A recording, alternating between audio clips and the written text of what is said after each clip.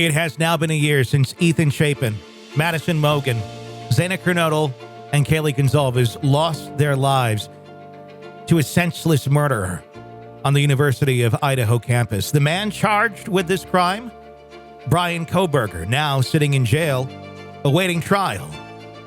All this weekend, we're going to take a look back at the conversations, investigation, and interviews that we've conducted the last 365 days on this case as we continue to await justice for those 4 college students.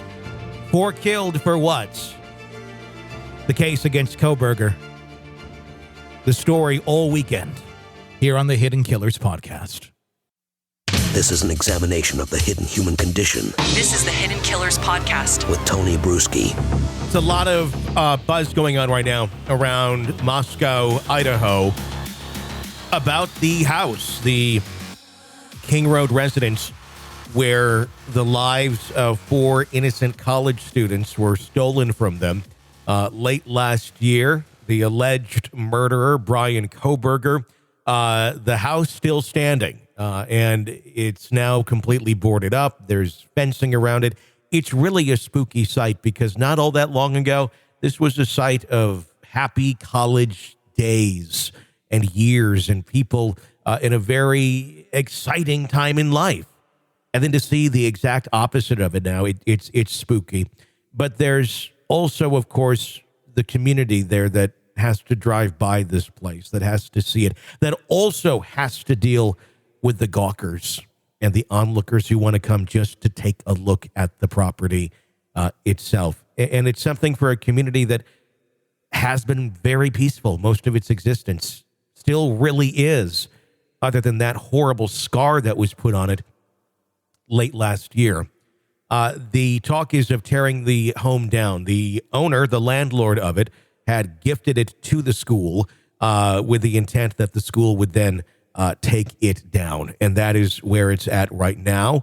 They're talking about going through again and getting any effects out of it that may be wanted by the families. And then once that is completed, taking it down and just removing it. The question being, should they take this thing down now, or should they wait till this trial takes place? Wait till we see, would this be helpful? Would this not be helpful in the trial in convicting Bryan Kohberger? Psychologist John Delatorre is joining us to talk about that. What are your thoughts on this property on King Road staying up for now, and then maybe getting torn down after the trial? Or is it doing more damage right now than good by it just existing? I think my thoughts are very complicated about it. You know, the first thing is that travel to an outside place. So what I mean is juries going to a location to see, you know, wherever something happened is actually quite rare. You know, we've seen it in some relatively recent cases, but it doesn't happen all that often. It's usually sort of just kind of left in the minds of the juries because it can have a significant impact, you know, perhaps even an appealable impact. But when it comes to, I think it's more important what the community decides, less so the school, even though the school is a major component of the community. I think the community needs to decide whether or not the house needs to stand as some kind of memorial, or if it needs to be raised and maybe something put in its place as a memorial. I think the community needs to be more involved in deciding what happens with that house, more than any school or any, you know, potential evidentiary value, because the house in and of itself is not necessarily of evidentiary value. And if the police did a good job investigating, everything that is of evidentiary value should have been removed and preserved for the case. Sure. So I know recently in the Murdaugh trial, we saw them go and visit Moselle, and they got to see firsthand where things took place. You had said just earlier that sometimes it may even have an appealable value to it. I'm assuming you meant allowing for someone to make an appeal later on. How have you seen that take place, where they were brought in with the intent that this will be good for the prosecution, but then ended up backfiring? Well, I think that the argument could be made that evidence obtained should be, directly presented as evidence in court, and a house or a structure like that isn't necessarily presented as evidence. Mhm. And so going to a location could be viewed as overly prejudicial, because imagine if someone has an underlying feeling about how someone lives, going to a location like that, or even just, let's say a rundown apartment complex, and in some area like that, can elicit implicit biases about someone that can influence the person's decision when it comes to a verdict. So I think the argument would be made that while it could be important, it could absolutely elicit some implicit biases that were not accounted for during voir dire, and unduly influenced a person's decision when they were making their verdict. Because is it the actual location that the person is responding to, or is it some belief system about who the person is and how they lived? That's not used in, right? Character evidence is not used in a criminal investigation. So something like that, I think, is too ripe for appeal. Mm-hmm. That it's used very sparingly, and I doubt it would even be used in Kohberger, because I don't think the house itself. While Murdaugh, we needed to know sort of how close he was, because there was concern about his voice on videos and stuff like that, and the time frame in which he had claimed things had happened, that he had said he had been doing things.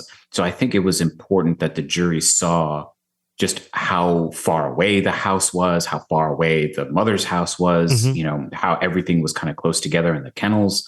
I think it was important in that scenario, but I don't know that it is in a potential Kohberger trial. Yeah, I mean, it's I totally understand where you're coming from there. Just the principle of tearing the house down.